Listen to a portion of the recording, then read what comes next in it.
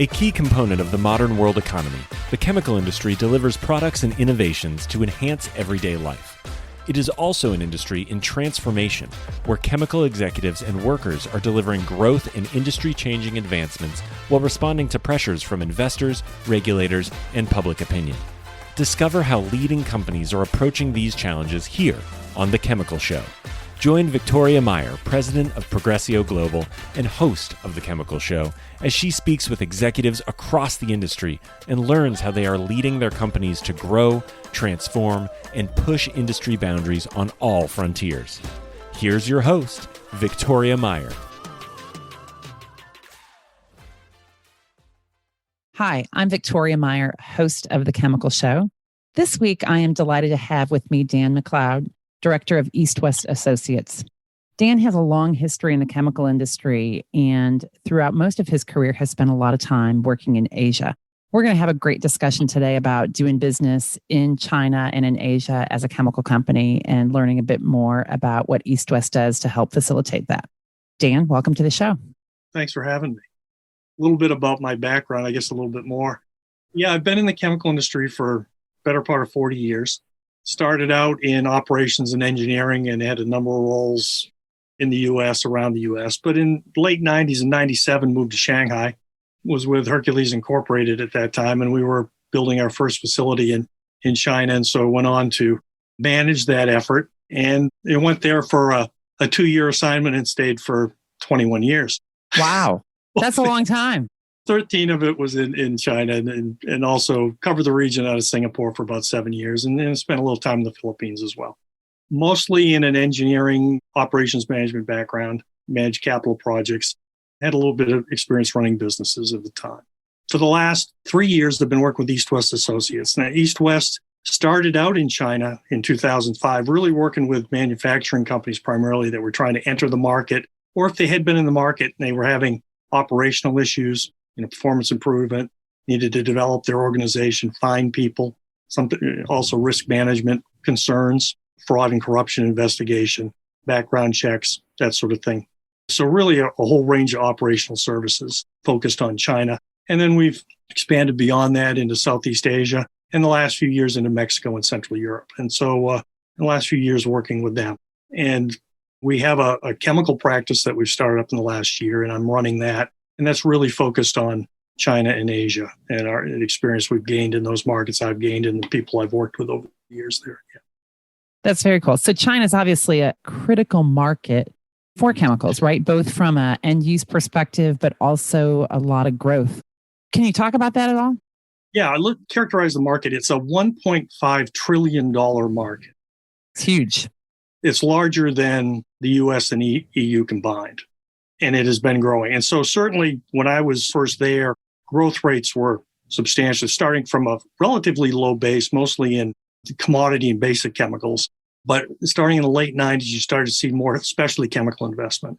And for the next 15 years or so, growth rates on average of about 15% a year. So from a relatively small base, and now it's bypassed certainly US and North America. And I mentioned the specialty chemical sector because early on, many foreign companies, particularly Western companies, were going there to really participate in that space. More recently, the last few years, those growth rates have tailed off, and it's now more tracking with GDP, 5 to 6% a year. But that's still a very substantial growth rate. Yeah, given their industry base, it's still a lot of growth. Right. The industry's a bit different than other parts of the world, and it's a mix between state-owned enterprises, which are very large and in some cases designated national champions, which are being promoted, and then a growing domestic private industry sector. And then, of course, Western or other multinational companies are playing there. So it's a little different. Very fragmented marketplace, although that's changing. Significant amount of industry consolidation in the last 3, 4, 5 years, but it's still relatively fragmented, still relatively immature from a market standpoint. And another change, I guess, that's different from other industry in China is there's very little export from China to the rest of the world in chemicals.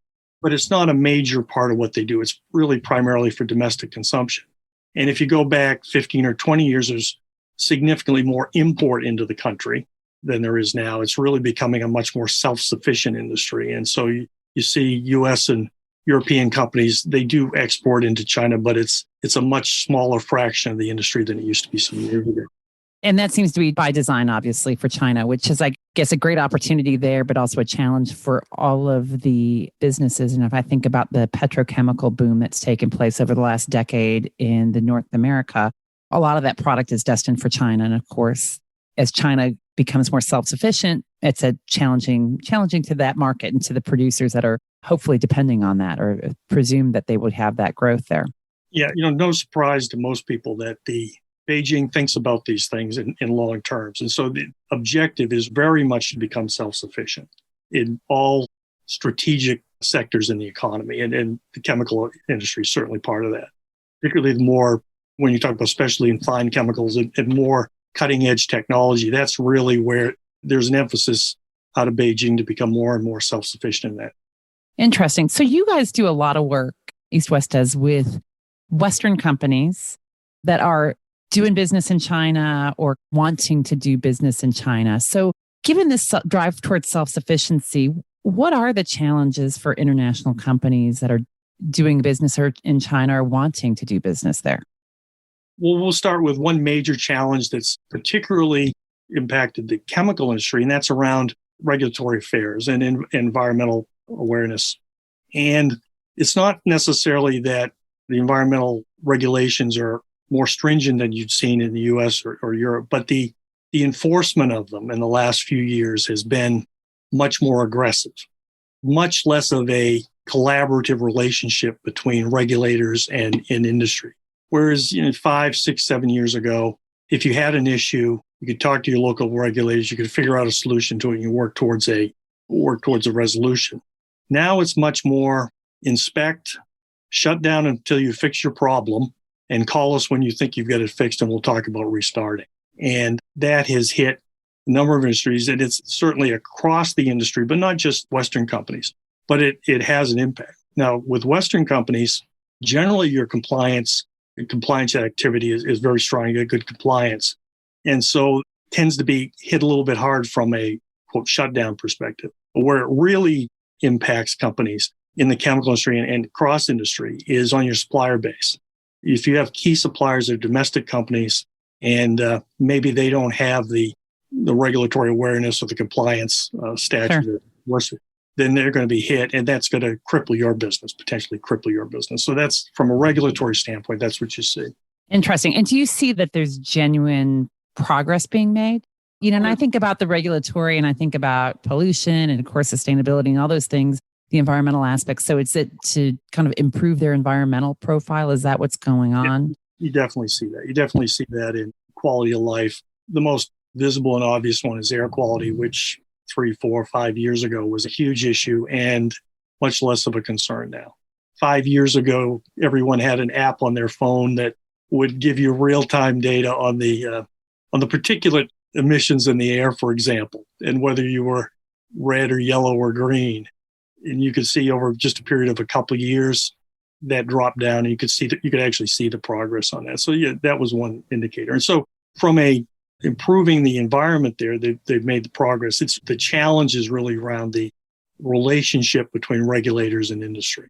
And it sounds like it's a bit more animosity versus collaboration. There is. Interesting. What else? What other challenges do you see international companies having in doing business there? Many manufacturing companies have been concerned about, cost increases, cost of labor, the cost of energy higher, and it's grown.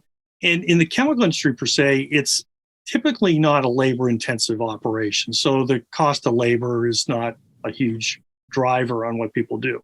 However, many people find chemical or especially chemical sectors, their customers are being impacted by that. For example, the textile industry. A lot of textile manufacturers, leather manufacturers, they're leaving China. They've left China. They've gone someplace else. Where are they going? Well, primarily to Southeast Asia. Really, they're focused on low labor costs. See, in the textile industry, you see a lot into Vietnam. That's now. And in both of those countries are really trying, because they've established a garment sector where that's a high labor, they're also trying to move upstream of that and move the textile sector.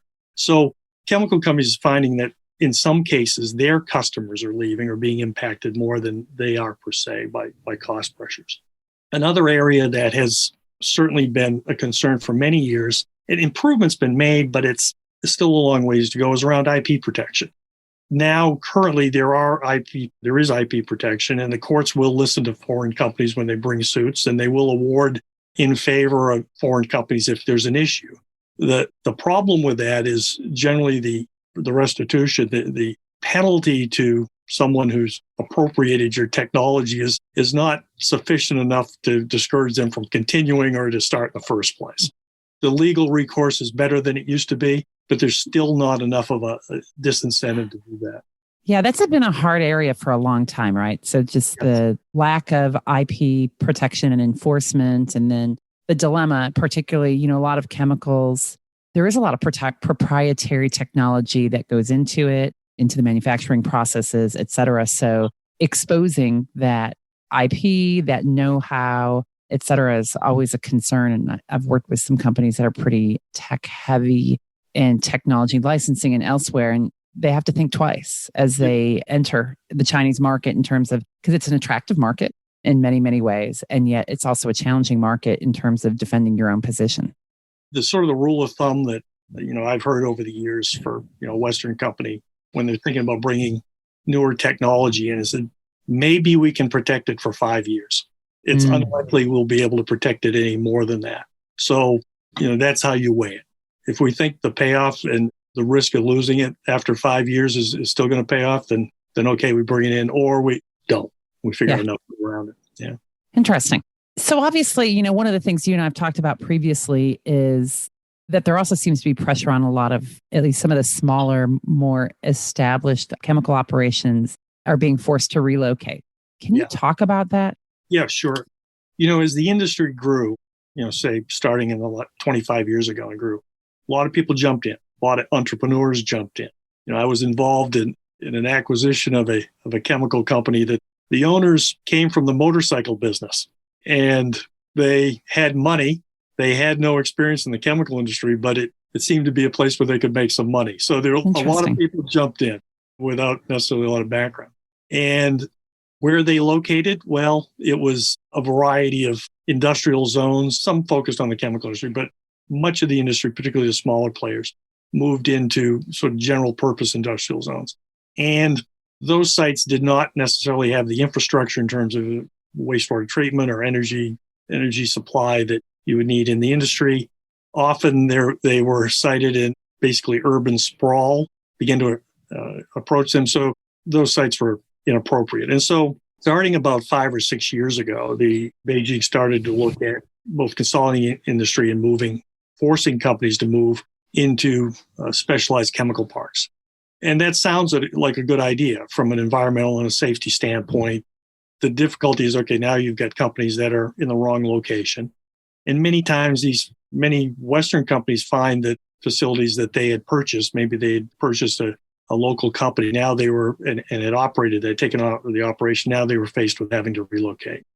You don't get your relocation expenses fully reimbursed. You can negotiate something typically, but it usually doesn't cover the costs. And so now recently they've been faced with those costs and decisions whether to move and where to move. And your options are limited. At the time, again, say you have to go to a chemical zone, chemical park. At the same time, the government has acted on the poorer performing parks and closing those down. So there's a shrinking supply of those zones. Interesting. Huh. And the ones that are remaining and the ones that are run professionally and run well, they can be more choosy in who they allow to get in. And so what you see is the more well-established, well-run professional zones, the larger ones that would be very attractive to Western companies. The price of entry is gotten to be very high, where they're really not interested. In many cases, they're not interested in projects that are less than $50 or over $100 million. So the small to medium-sized specialty chemical company that's trying to find a place to set up shop now, they're really struggling. And That's interesting. So they're getting squeezed out a bit. Getting squeezed out of it, yeah. And then what are they establishing themselves elsewhere? Are they simply shutting down? What is it that you see? And I know you get involved in some of this. It's a combination. There's some people just walk away from the operation. Most don't because the market is so large. but they find themselves having to move further away from the major population centers than they'd like. And you can find professional, well-run zones further west or further north from the economic centers in East China, Shanghai, and the Yangtze River Delta area. But you have to go further away. It's harder and harder to find appropriate siting closer to that economic center. How is the industrial logistics infrastructure in China these days, right? So, I mean, if you're moving for a long time, part of the centrality of locations also had to do with the infrastructure and the logistics of moving products. Is that still an issue? Has that improved? What are you guys seeing? It's certainly improved over the last 10 years or so. Highway system is well developed.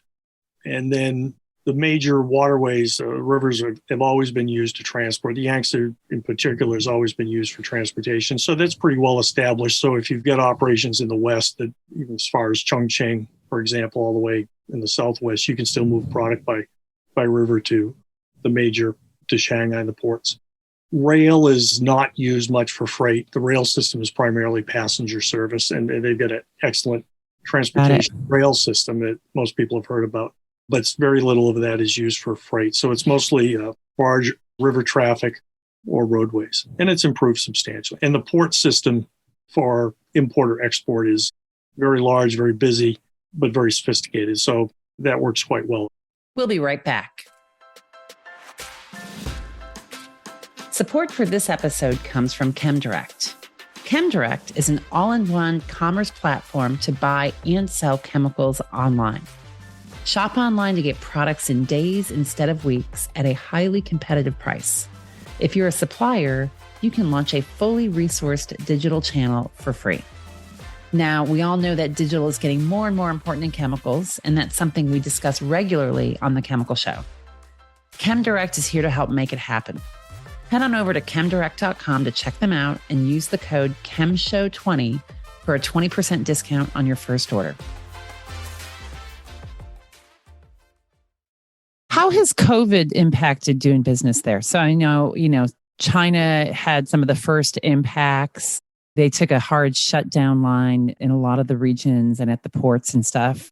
And so, here we are 12, almost 18 months later. How has that played out for businesses in China and for businesses trying to perhaps grow or move or just do business in China? It's, there was a period of about 3 months where a lot of the economic activity just sort of shut down. And fortuitously, it was around the Chinese New Year holiday where not much happens anyway. And so by probably April of last year, May of last year, things were beginning to get back to normal domestically. And so companies were back in business and they ramped up. It took them a bit more time than normal because people weren't allowed to travel as easily, but that sorted itself out before the summer, certainly. And so economically, manufacturing industry, things got back to normal by last summer. A real challenge has occurred and continues, particularly for multinational Western companies working there. Western management technical staff, they can't get in. Typically, there was a lot of back and forth with, whether or not it was management expertise or technical expertise going into support, or vice versa. Your Chinese staff was going to headquarters for training and development and working with their colleagues and peers there. That's all stopped. And that's where really companies have really struggled to maintain momentum. So it's the status quo stuff, the routine daily operation, that continues. But if you're trying to move the ball down the road as far as developing an organization, any sort of transformation of your operation, M&A activity, it's not likely a company is going to proceed with a purchase or an acquisition without its senior management team get over there and take a look at things and kick the tires. Interesting. So while M&A has been heating up elsewhere, you see it kind of still slow in China from an M&A across chemicals perspective. It is. There's opportunities in the industry as things continue to consolidate as an industry. But it's been a little slow to rebound because people can't travel in and out. I mean, one of the things that we get a lot of requests to support due diligence activities because we got people in country. Whereas normally you might send a team over there for a week or two to work through some of the issues. That can't happen. The other is it's not uncommon if there's a senior management change in a company, if you lose a managing director or general manager, maybe somebody from another operation would come in and help out until you found somebody. That's not happening. So the demand for interim general management capability in country to be able to provide a stopgap and maintain business continuity. That's another area that we talk to a lot of people about because it's challenging. If somebody leaves, how do you replace them? Yeah, and especially if you typically replace them perhaps from outside of China, then it's difficult to get back in. Of course, that seems to go along with, I've seen certainly with some of the very large international companies doing business in China. Shell, for instance, has been on this path for years, trying to get more local management and local leadership there. And I think China itself wants more local leadership. So is this kind of a leapfrog opportunity for individuals and companies that are trying to establish that? Are the right resources there to be able to do that? Well, certainly it's created a situation where there's a push for more localization of senior leaders in companies, right? Multinational companies. And many companies over the years have talked about that and have made good progress on it. It's become a talking point for Beijing in that they have specifically stated in the not too distant past that that's an objective, that's one of their objectives is to, we want multinational companies, we want international companies, but we would prefer them to be run by local people. And that's a bit disconcerting for me personally, because from a political standpoint, China has drifted away from a liberalization tack that they were on for the early part of this century, and they've gone the other way. And there's a more command and control environment, a more top-down driven economy, and quite honestly, a local hire in a senior position can be influenced a lot more easily.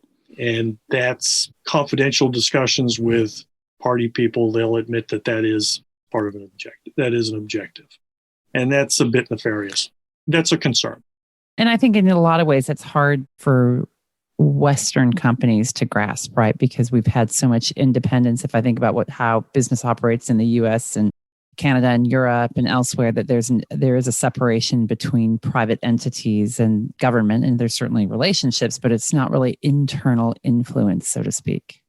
It's a different culture. And it starts with state-owned enterprises, which are overtly aligned with the objectives of the party.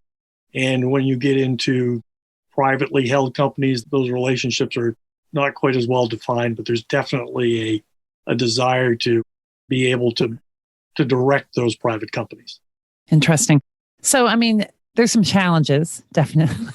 We've talked about a lot of challenges, and yet there's still opportunities, it seems. So, what are the opportunities that you see, and how do Western companies ensure their success in doing business in China? I guess some of the opportunities, some of the areas I see, particularly those areas where it related to as the economy grows, as the standard of living continues to increase, things like personal care products, for example, right, sophisticated. So if you're into that space, continuing to increase the opportunities, those businesses still growing, and particularly higher end applications of those.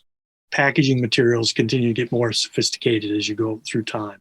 Environmentally friendly replacements for some older technology look very interesting. It could be adhesives, it could be coatings. There's literally thousands of small coatings manufacturers, or have been in China, many of them solvent-based. And so they're being pushed out through for regulatory reasons, and be able to replace them with more environmental friendly technology is an opportunity, certainly. Other opportunities where about 5 years ago, China came out with their Made in China 2025 policy, which was really looking to add high value industry sectors. Really, it could be around electronics, it could be around aerospace, electric vehicles, battery technologies. There's about a dozen that were really targeted.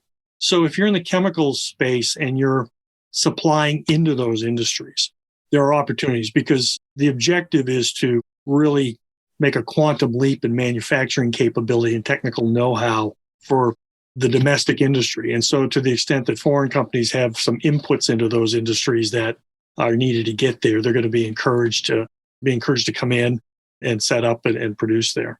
We talked a little bit about M&A. It's been a little bit slow for Western companies because it's hard to do due diligence, but there are going to be opportunities there. I talked about the environmental challenges, the more confrontational environmental regulation regime, regulators.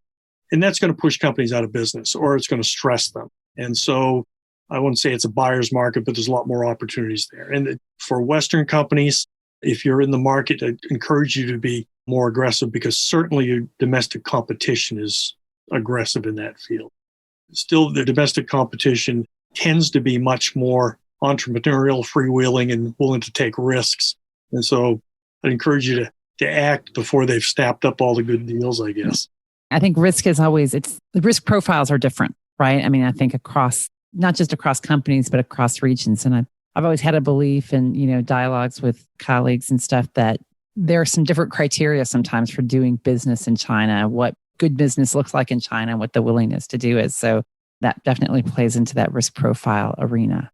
Another area that maybe folks haven't thought about, but it's certainly something that I think about and talk to some folks about is, the high growth rates, the 15% growth rates of not too long ago. As your top line's growing, that covers a lot of problems in your operation. When you get down to growth rates at GDP rates, even though that's still 5 or 6%, there's not that go growth. And so the importance of having good operating practices, whether or not it's good HR practices, environmental, but general process work, be able to have a tight ship, running a tight ship becomes more and more important. And that's an area where most multinational companies excel. So maybe you're not seeing the big top line growth that you were years ago, but you're more than likely competitively advantaged versus some other domestic players if you've kept your operations pretty tight over the previous years. Yeah. One of the dilemmas when I talk to companies about doing business in China and being competitive in China is around its cost competitiveness, right? So they say, well, they're not willing to pay. And yet, you talked about the fact that there seems to be a desire to become a bit more sophisticated in certain markets, more sophisticated products and packaging and stuff. Do you see an increasing willingness to pay? Are they willing to pay, but do you have to show them the value? Is there a different value equation that takes place to figure this out? Certainly, there's been a lot of educating purchasing agents over the years. Yeah. I understand the value. It's still a hard sell. Value is still a hard sell, but it's improving. And again, a lot of it depends on the end market. And a lot of it, successful companies figured out a few years ago that they needed to work harder at tailoring their product offerings to the market. Companies that I've seen that have been quite successful have set up application and not necessarily R&D, although there's some R&D in country, but definitely on applications and formulation developed to target to a local market. Ones that I was involved with a few years ago is we had a development laboratory. We developed a lot of personal care products, and a lot of it was going into hair care. Not something I was terribly familiar with, but which anybody that's going to be watching this video version of it's going to know. But basically, is we had set up quite an applications lab there because the properties of hair were different in China or in Asia than they were in the rest of the world. And so we had to work really hard on reformulating the products. And it wasn't as a matter of sending the same shampoo from Western Europe to Asia and expected to perform. So you really wanted to, and that's a pretty understandable, I guess, but across a variety of industries, really taking the time to develop products for the local market is increasingly important. And so if you do that, it's a little easier to sell the value proposition. Yeah, makes sense. That localization, particularly when you think about the desire for self-sufficiency, you need to be self-sufficient within that local ecosystem. So that makes sense. Great. Dan, any other recommendations that you might have for chemical companies doing business in China? Yes, I do. Some were related to supply chain disruption because we talked to a lot of people about that. That's been a big issue recently in particular, right? A couple of things to consider. I mentioned environmental compliance as a concern and an emphasis there. And really, I think I go back to a point I made earlier, really understand your supplier base, your key supplier base, and take the time to get to know who they are, where they are, evaluate their operations, understand the risk of disruption. Because particularly in the dye industry and the coating industry in the last 5 years, there's been a number of disruptions, companies shut down. And I hear from companies how they've been struggling, scrambling around trying to find alternatives. So again, understand that supplier, look at expanding your supplier base on some key raw materials. And companies are actually starting to look outside of China and that they can import in if they're concerned about some key materials. If the sector is a little bit problematical, if they're concerned about looking ahead at environmental issues. The importing from other parts of Asia, is that what you're suggesting? Primarily. And I've also talked to companies that because of the difficulty, I mentioned difficulty finding space for new operations, but also the permitting requirements become more difficult, more time consuming.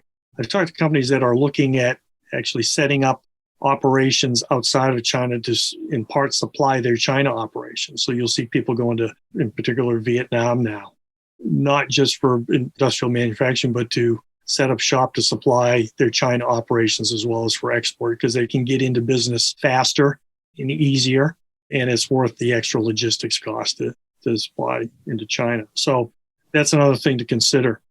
I always tell companies to really develop relationships with your local regulators, particularly if there's going to be a change in regulation. The local folks have a fair amount of leeway in how it gets implemented. And so to have that relationship and understand, again, what's coming down the pipe at you, what's coming down in the future, and how they expect to implement those regulations.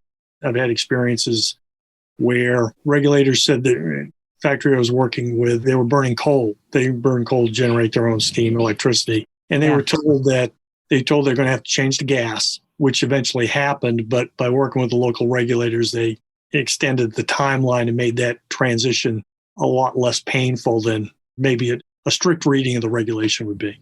And then I'd encourage you, beyond local, develop some contacts. And it's the large players in the chemical industry will have a government relations office to understand. But the smaller guys, usually you don't. Usually that's too big an ask. But you can develop some relationships with companies that specialize in looking at the regulatory environment, what's coming down the road. Because very often the implementation timetable for these regulations is very compressed. And if a company's surprised by that, there's a lot of scrambling involved to try to do it. So to the extent that you can develop a crystal ball and be able to look out ahead using some resources, outside of resources, would be helpful for you. Yeah, absolutely. And I know you guys do, I mean, you've personally done decades of work in China, and I know that East West has as well. So you guys factor in and are able to help companies in that way. So yeah. We do a fair amount of site selection work. We do a fair amount of relocation of facilities, shutdown of facilities, which is a difficult topic for some people. It's always challenging to shut something down. But from a regulatory and execution standpoint in China, there are special challenges associated with that. And we've got quite a bit of experience with that. And as difficult as it might be, if you manage it well, it can go smoothly. And absolutely. So Dan, I know you've been landlocked in the U.S. for the last 18 months or so. So are you planning to get back to China when travel reopens? Yes, I hope to. I'm going to wait until the quarantines are less onerous. It's now 14 days in a hotel room where you don't leave. Yeah, that's no fun. That's no fun. And I've known several people that have gone through it. They've had to get back to their life. The timing of the pandemic was, around a Chinese New Year holiday where many Westerners were already out of the country. So, they were out, they got stuck out for several months and they weren't allowed to get back in until first person I knew got back in July of last year. He'd been away for 6 or 7 Wow. away from it. Yeah. But anyway, when the travel restrictions are lifted, then I'll be back.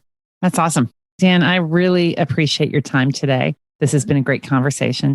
If people want to get in touch with you or to find out more about East West Associates, how do they do that? You can check our website, East West Associates. You can find us on LinkedIn. Those are the 2 most common ways that people reach out to. Yeah. Fabulous. All right. Well, I appreciate your time here today. And I'm sure people are going to love hearing about your perspectives on doing business in chemicals in China. Thanks, Dan. Thanks again.